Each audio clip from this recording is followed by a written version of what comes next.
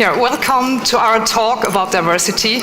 I really don't expect many persons because we are in great competition with the parallel slots with Ricardo and Jisse.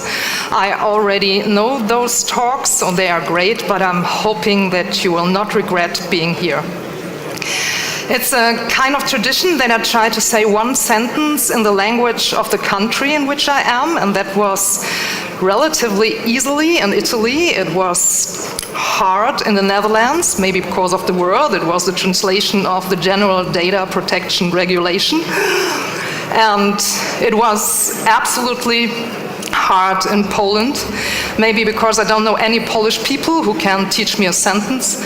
And the second one is that I don't think that you can learn Polish without alcohol. So maybe you can teach me some sentences this evening at the after-show party. And because of that, I only learned one little sentence, and this is the perfect cliffhanger for the next slide.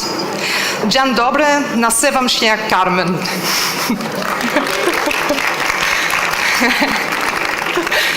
Thank you. So this is me, this is Carmen. I'm a certified Magento developer. I work and live in Germany, or the World Wide Web. And I'm a very active member of the Magento community, so I'm organizing meetups and the Magento conference, and I'm awarded as a Magento master. This it's not the whole slide, for 2 years. Yeah, and I'm really happy to have Claudia with me here on stage because it's her first time on stage, and I'm very happy that she said yes to join me.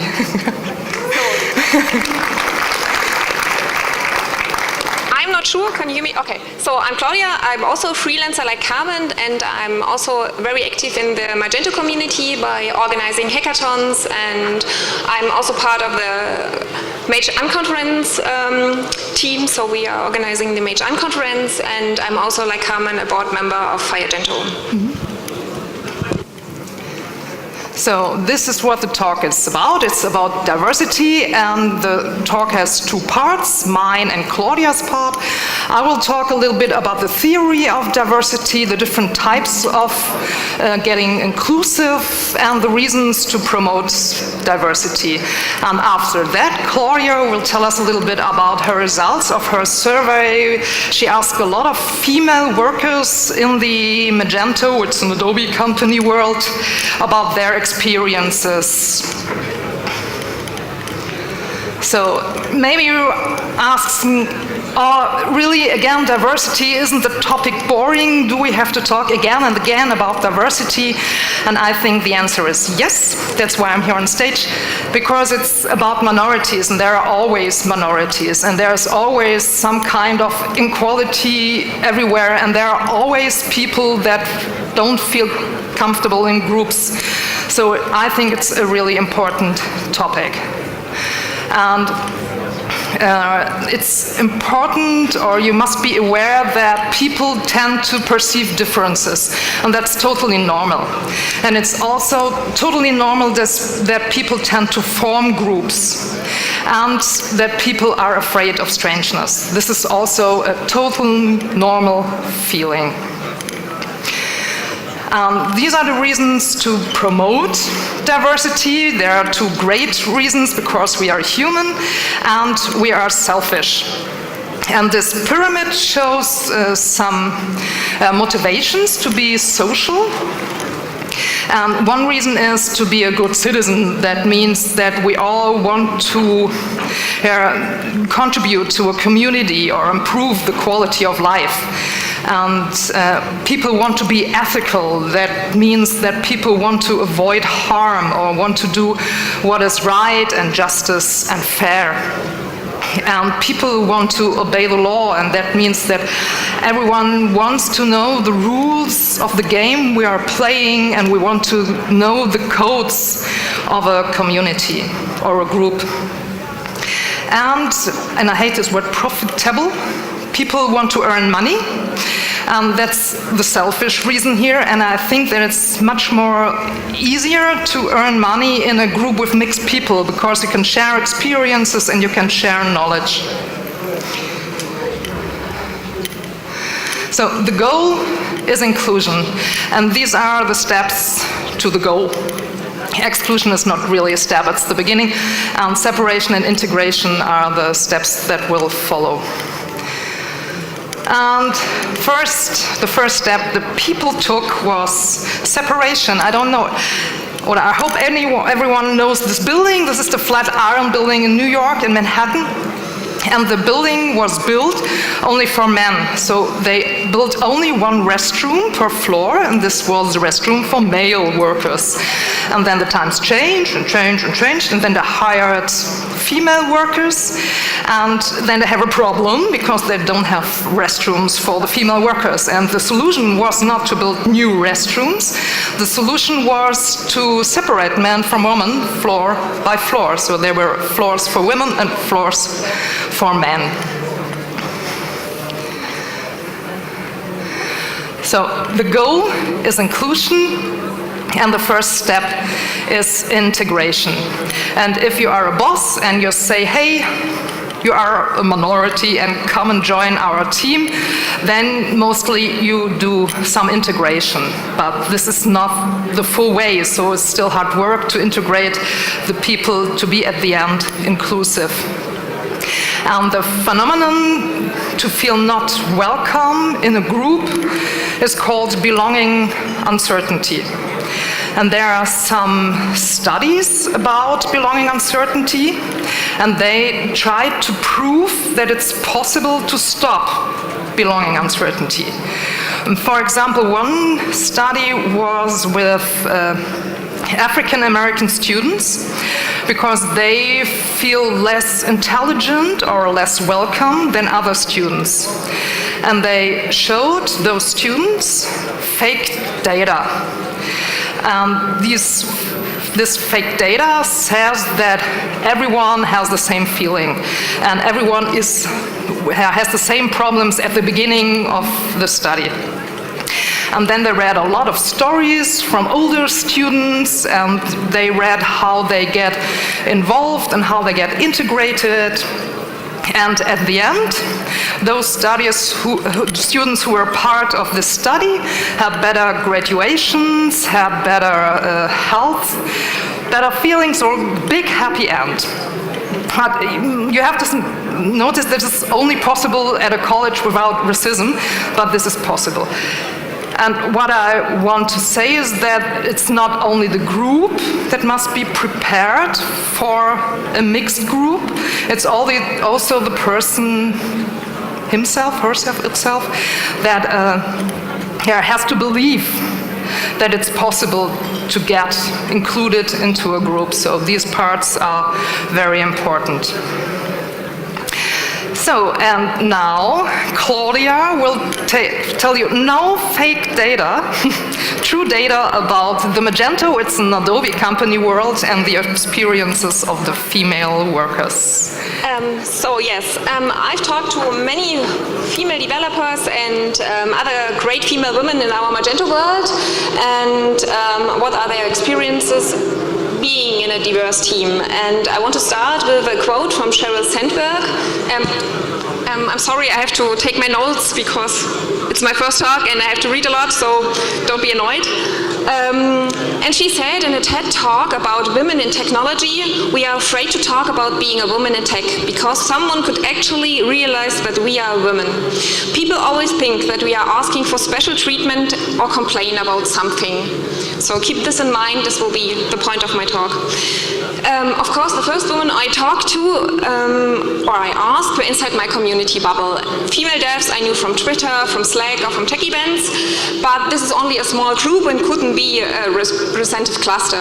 So I asked befriended developers from agencies if they have women in their team I could ask, or women I already talked to gave my questions to other women. So a huge group of women came together I talked to, and it felt a little bit like being in a small room with a small group of people, and then a door opens up and you have this massive hall behind with an amazing group of people you could never ever have imagined. The sad thing is that we have an enormous crowd of women in our Magento world. Sadly, they are nearly invisible for the Magento community, so this should be worth a second look. So everything I'm going to tell you are stories from my interview partners. I did not add things. So if you hear one or two statements which are not very pleasant, the wording were used exactly like this in the first place. My interview partners are from all around the globe, so from nearly every continent, which makes the experience some kind of universal and not restricted to a certain culture or country. What is interesting, none of the women wanted to be mentioned here, so you won't hear any names. And one woman didn't want to answer because she was afraid that the bad things she would say or tell me could bring damage to her company. So, yeah. Carmen, can I play with you? Yeah, so, can I play with you? First of all, if you want to be a team member, you have to join one. And in the beginning, we talked all about job interviews and job ads and career opportunities. Have you ever been asked questions in a job interview which a man would not be asked? If yes, which?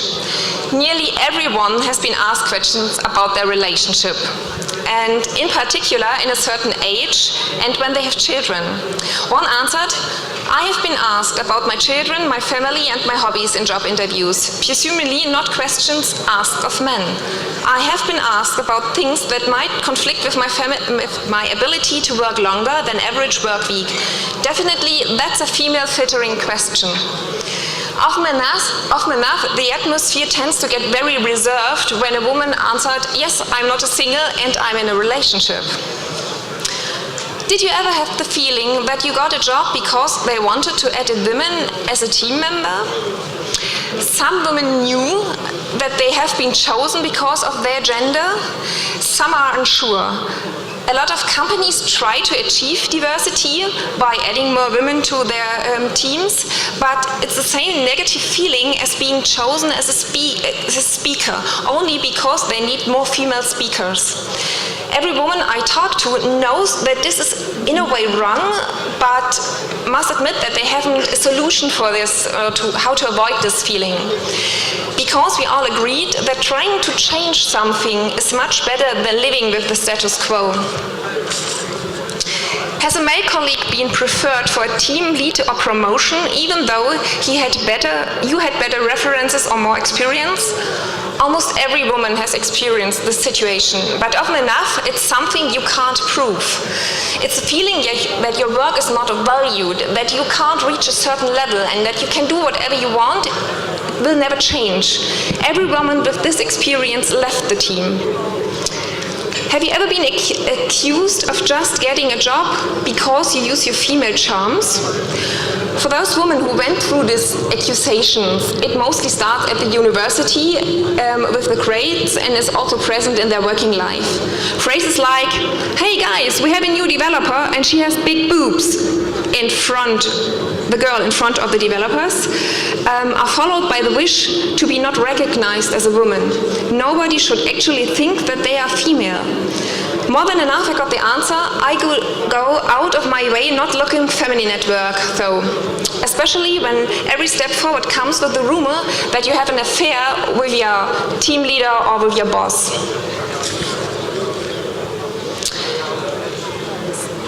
Yeah, so as you can probably imagine, the question about the equal distribution of men and women in a team, without exception, is always answered with few women, more men, not surprising. So, do you feel welcome in the team? Nobody I talked to got a special treatment or a certain female way of integration, which is accordingly totally right. So, which leads to the next questions.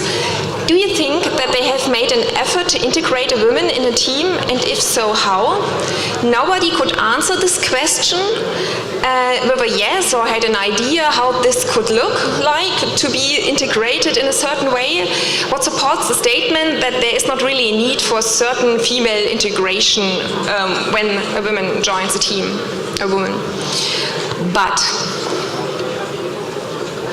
take me serious. Are you taken seriously when you introduce yourself as a developer? Nearly every woman struggles with this problem, but it isn't limited to teamwork. It's also in user group, conferences, at events, in school, university. The list is nearly endless. You can't be a developer, you don't look like one. You are a woman, you are coding, you must doing front end. Or one woman was asked, oh, you are a developer, but you are only allowed to install Magentos for your male team members, aren't you? So, of course, most of these events happened outside of the team, but it doesn't mean that it's easier inside the team. Has criticism from you ever not been taken seriously, but a male colleague with the same subject was listened to? Have you ever had the particularly terrible bad experience which you have experienced as a woman in a men's team? I do notice that no matter how good and balanced the team is, as a woman I have to prove my worth and value again each day. I do not think a man must do that. I think he has a social assumption of experience that a woman does not get freely. Or another answer, I have been talked over in meetings, having my ideas downplayed. A lot of us share the same experience. So we have to say or demand things 3 or 4 times until we are listened to. Or we have to explain our opinion more often. Or we have to prove more that we really know what we are talking about. This always leads in 2 directions. Either the woman gets really insecure and shy and still and won't speak up in the future, or the woman starts every single time and will be seen as difficult and aggressive. Have you ever had the feeling or been told directly that you are expected to bring typical female qualities into a team?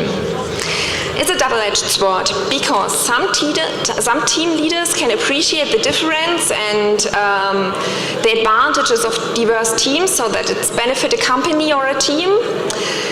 But in a lot of teams, the women are often expected to do female stuff and parent male colleagues, make them neat, the one who organizes everything because it's a typical female thing, or be the mom of the team, not an equal team member. The most nasty form of being addressed as a woman in the team, some were asked to wear short skirts or dresses to please customers. I'm sure this needs no further explanation. Have customers or clients asked for male devs to answer their questions? How did your team react? Customers tend to demand male developers or a male contact person at all. But the good thing is, everyone told me, yes, it happens a lot, but most of the teams are very supportive and stand behind their team. I am only. When we started to think about the questions and we plan our talk here, we had, of course, the perspective of developers because we are both developers. And like you have seen, our questions are very developer-driven. But I never thought that it would be a problem. But when I realized it, it hit hard. After a couple of days, women reached out for me, telling me that they would like to answer my questions also, that they want to attend. Some I really admire. Great speakers, well known in our community, well known for their commitment for Magento and for the community. And the conversation almost every time started with, I'm sorry, I am only. I would like to be part of this, but I'm only. This reminded me of conversations I have a lot of over the last few years with our Magento events. A lot of tickets we sell are bought from women, but not for themselves, only, always for other persons. And sometimes we have to clarify things, answer some questions, and whenever I talk to the person who bought the tickets, I always ask, why don't you attend? And always, believe me, always, I got the answer, I'm only, so it's nothing for me. I buy it for our developers. I don't want to force people coming to our community events, no questions, if they don't feel like it. But the answer is never, I'm a project manager, I don't want to. It's always, I am only. And without question or without doubt, a developer is a very manly profession. And it seems that the society understands that somehow women should be respected being a developer and that we are allowed to demand respect for our work. But does this only work when a woman does a job typical for a man? And do women find themselves not that important only because they don't do a manly job? In our perception, it seems that we can only appreciate success and effort when a woman works precisely like a man, which destroys the idea of diversity. Yes, you can be here, but if you want to be treated equally, please be like us and do the same things we do in the same way. Otherwise, know your place and be quiet. So, one more quote from a woman. I have been denied promotion, been paid less, been sexually harassed, sexually assaulted at almost all of my jobs over the years. This experience is less in this decade than it was in the 90s. It is better. It hasn't bothered me personally in the last 5 years, as I've been more particular about my employment and what I'm willing to enter to keep a job. But I think it's better in general and not just for me. As younger a team is, the less problematic it is to have a respectful way to working together, especially when the team members are trained by the company, when the people are coming right after university or apprenticeship to a company. Some female devs younger than 25 years are very well included and demand to be respected. They struggled enough with problems by learning the profession. They don't want to deal with it on a daily basis in their working life. So, the conclusion in every interview and every conversation seems so basic, but apparently we have to address it over and over again. The feeling of being equal is much more important than any special treatment. Having respect for each other and listening to every team member equally. Every little step in a project or daily work is important, and so are the team members. Respect and kindness should never depend on gender or position. So please, when you leave now, maybe rethink yourself as a woman in a team in whatever position, and as a male colleague, as you see in all the great women you work with every day. Thank you. Was du? Ja? Oh, sorry. Thank you. Dankeschön. Thank you very much.